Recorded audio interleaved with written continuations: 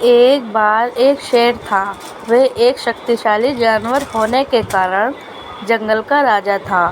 وہ ایک دن میں کئی جانوروں کا شکار کر کے کھا جاتا تھا۔ جنگل کے अन्य سبھی جانور اس سے ڈرتے تھے۔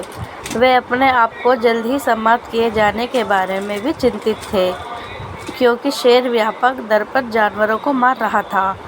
وہ سبھی ایک ساتھ مل جاتے ہیں اور باغ سے جانوروں کا شکار بند کرنے کی گہار لگانے کی یوجنا بناتے ہیں، اور وہ خود اسے روزانہ ایک جانور اپلبدھ کرائیں گے۔ انہوں نے ہمت جٹا کر باغ کے پاس جا کر اپنا وچار اس کے سامنے رکھا۔ باغ اس وچار کے لیے سہمت ہو گیا۔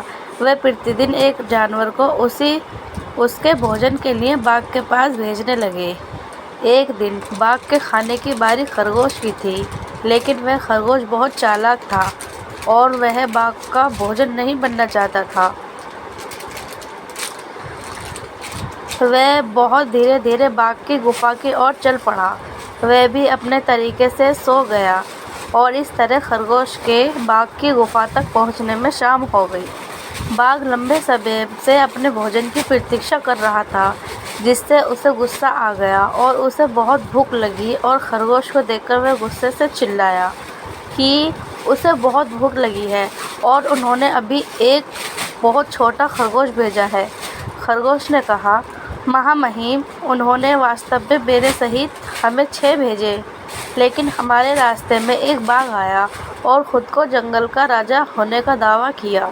اس نے 5 خرگوش رکھے اور مجھے تمہارے بارے میں بتانے کے لیے بھیجا۔